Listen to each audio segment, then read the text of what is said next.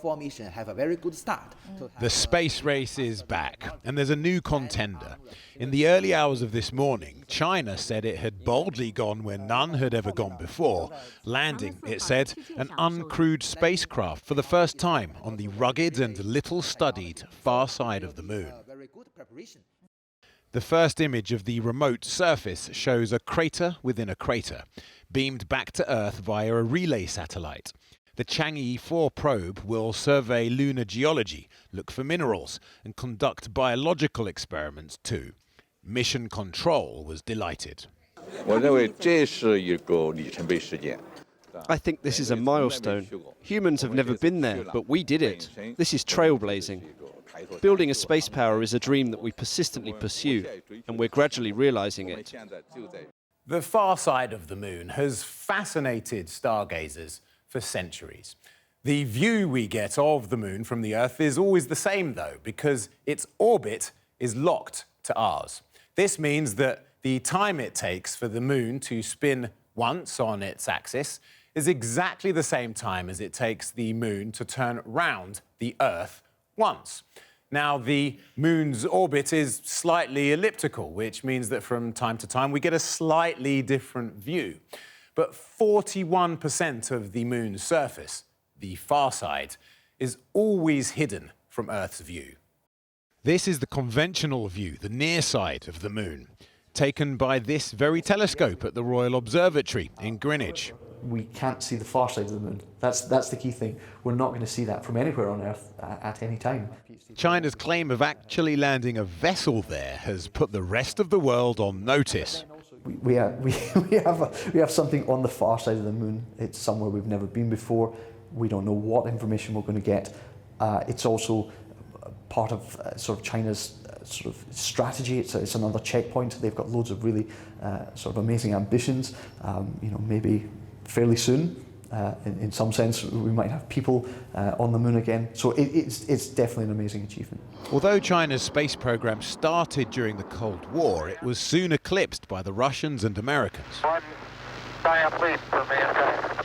But it invested heavily, and by 2013 joined the two existing powers to land a spacecraft on the near side of the moon. Now China appears to have achieved something no other space powers even tried. NASA congratulated them, saying it was a first for humanity and an impressive accomplishment, somewhat overshadowing their own news, a snowman-like photo released yesterday of the most distant object ever explored in the solar system. Frontiers come in all shapes and sizes. The far side of the moon, in space terms, is practically on Earth's doorstep. And it is China who got there first. Well, I'm joined now from Houston, Texas, by former NASA astronaut David Wolf, and here by Alexandra Stickings, research analyst for space policy and security at RUSI. Alexandra Stickings first, just give us a sense of how much of a milestone you think this is. It is a huge milestone, and we do need to recognise it for what it is, which is a fantastic technical achievement. What we'll get from this mission and our understanding of the moon, the formation of the solar system, and so many other scientific advancements is just fantastic. And will it trigger a new space race? I mean, for example, will it pave the way for China to colonise the moon, do you think? Well, I think using the term space race can be a bit problematic. The space race, as we initially understood it, was between the US and the Soviet Union, and it was during a very, specific geopolitical time with the Cold War. Space has become much more democratized now. We're seeing more states, more commercial actors becoming involved. And certainly China's rhetoric has been very much about the benefits for humanity. We have seen... You believe that? There is some part of that, absolutely, and part of their willingness for international cooperation in scientific space exploration. But we do have to also understand what China has been doing closer to Earth with their military space applications. I'll come back to that. But David Wolf, do you see this as a sort of benign thing? I mean, relations between America and China have been pretty fractious recently. Could this make matters worse, this new race, or do you think it's more benign than that? I see this as a great opportunity. The place we do want to cooperate as a common globe, a planet, is in exploration, civil space, and in commercialization, the industrialization of the Earth-Moon system. That's already begun. It needs to happen in an orderly way, predictability is crucial to any industrialization. I think it's a fabulous achievement, and it's part of China or any other country becoming a part of the productive international space enterprise. But I mean, clearly the Pentagon has some worries about what China might get up to in space. I mean, last year they said that China's space program was central to modern warfare. Does that anxiety stir you at all? So a tool, a fabulous technological advancement can be used as a weapon to destroy, or it can be used as a tool to build. And the goal that we in the United States have is to have such an important, valuable, productive global space enterprise that any country would much rather be a part of that, floating all boats higher, than take part in destroying it. Well, let me put that back to Alexandra Stickings, because, I mean, China, what do they actually want to do in space, given that, 2007, they tested an anti-satellite missile, didn't they, which sparked worries around the world? They did. They destroyed one of their own weather satellites as a demonstration of this capability. The problem with it is that it created a huge amount of space debris, which is a problem for all orbiting satellites. They have also looked at developing what we call non-kinetic capabilities, which could disable satellites.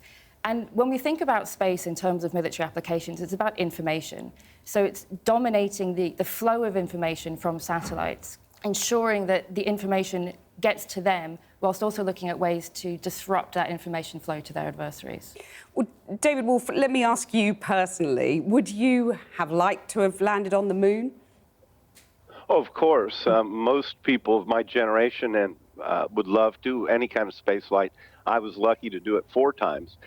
I think it's great, though, that I trained in Russia as a cosmonaut with the taikonauts, and we would speak in Russian together, even though I don't speak Chinese, they don't speak English. This is a place in space where we can not bring the battle lines, you might say. We can leave those on Earth.